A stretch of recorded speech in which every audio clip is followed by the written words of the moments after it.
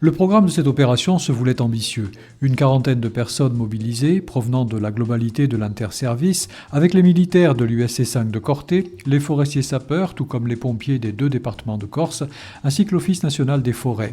Il s'agissait donc d'intervenir sur 37 hectares répartis en 2 chantiers sur les crêtes de l'Arinela, sur les hauteurs de Casamaccioli.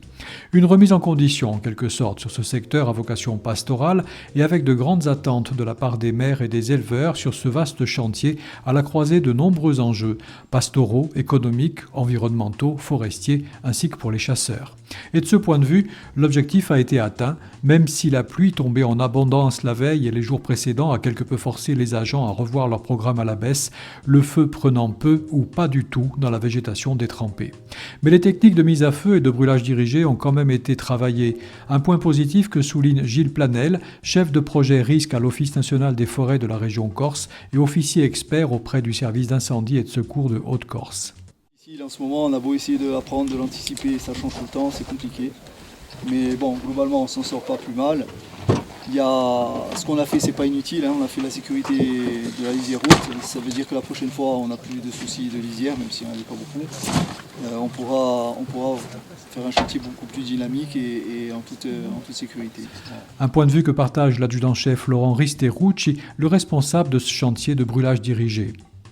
Ça a été un chantier qui a été préparé en amont par bien sûr des layons et tout ce qu'il y a lieu de faire. Oui. Seulement, on a eu des pluies qui ont été très tardives et qui nous ont compliqué un peu la tâche.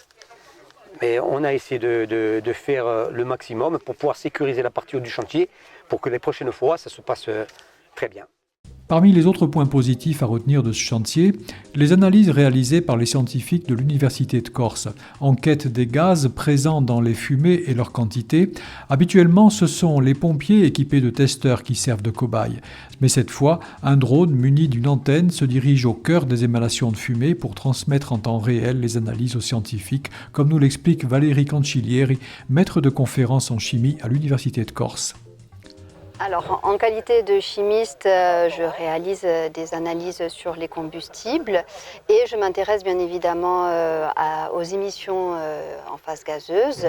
Et donc aujourd'hui, nous avons réalisé des mesures de gaz à l'aide d'un drone avec lequel on a embarqué un système d'analyse de gaz. Alors on peut suivre en temps réel les différentes concentrations des composés, oui. Et donc on a essayé de voir un petit peu au maximum de concentration quelles étaient les teneurs en gaz. D'accord. Qu'est-ce que vont devenir ces analyses ? Alors ces analyses, il faut déjà savoir que c'est la première fois qu'on a des analyses en temps réel parce qu'habituellement on utilise des systèmes où on accumule le gaz. Donc là, c'était la première fois qu'on avait ce type d'analyse. Oui.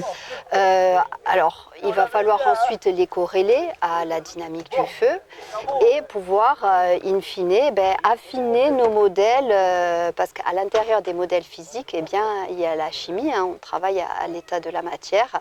Donc, avec ces données-là, on va pouvoir affiner nos modèles cinétiques.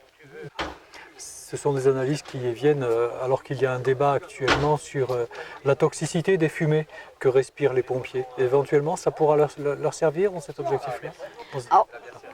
À terme, oui, c'est vrai qu'il est prévu de voir aussi, en fonction des différentes phases de feu aussi, quels sont les produits qui vont être émis et en temps réel. Donc c'est des informations, bien sûr, qui pourront être utilisées.